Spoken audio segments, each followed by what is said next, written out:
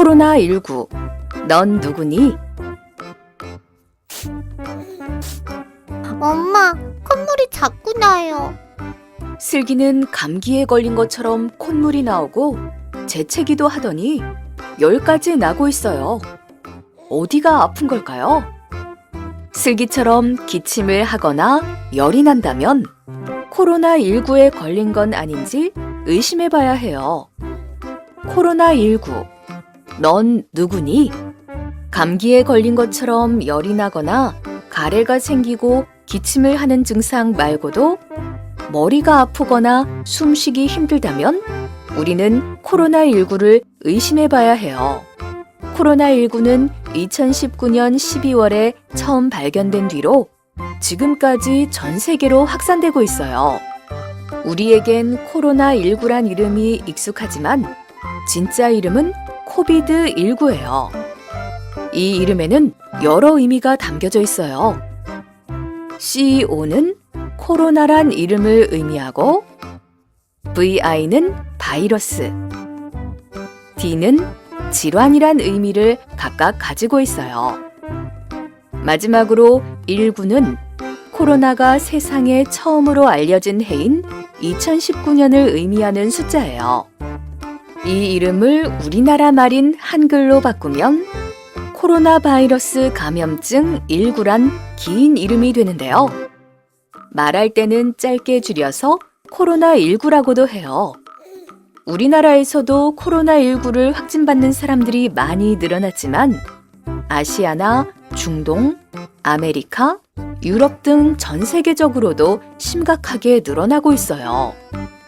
그렇다면 슬기처럼 코로나19가 의심될 때에는 어떻게 해야 할까요? 슬기야, 많이 아프지? 거의 다 왔어. 슬기와 엄마는 코로나19 선별 진료소로 향했어요. 검사를 끝내고 집으로 돌아온 슬기는 방에서 밥도 따로 먹고 엄마, 아빠하고도 잠깐 떨어져 있었어요. 며칠 뒤 검사 결과가 나왔어요. 검사 결과 슬기님은 코로나19가 아닙니다. 다행히도 코로나19는 아니지만 몸이 다 나을 때까지 슬기는 집에서 시간을 보냈어요. 그렇다면 우리 가족과 친구들 모두 다 함께 코로나19로부터 안전하려면 어떻게 해야 할까요? 코로나19는 기침을 하거나 재채기를 할 때 아주 작은 침방울이 공기에 퍼지거나 아니면 직접 상대방에게 튀겨 퍼질 수 있어요. 또 코로나19 바이러스에 오염된 물건을 만진 손으로 눈이나 코, 입을 만지면 코로나19에 감염될 수 있어요.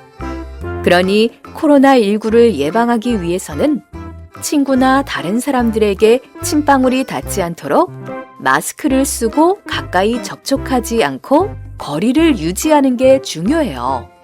코로나19를 이겨내기 위해서는 이것만큼은 꼭 지키셔야 해요. 아프면 3에서 4일 동안은 집에 머물러 주세요. 조금이라도 아프면 엄마, 아빠에게 꼭 말하고 집에서 시간을 보내야 해요. 답답하더라도 놀이터에 나가거나 유치원에 가는 건 참아야 해요. 또 친구랑 얘기할 때나 어디로 이동할 때는 두 팔을 벌려 다른 사람과 거리를 지켜야 해요. 마스크는 코와 입을 가려 제대로 써야 하고 틈틈이 30초 동안 손을 씻어야 해요. 손을 씻지 못할 경우 손소독제를 사용하는 것도 좋아요. 그리고 하루에 2번 이상은 창문을 열어 환기시키고 평소에 장난감 같은 물건들도 틈틈이 닦아 깨끗이 하도록 해요. 친구들이나 가족들과 거리는 멀리 두고 마음만은 가까이. 이것만은 꼭 지켜주세요.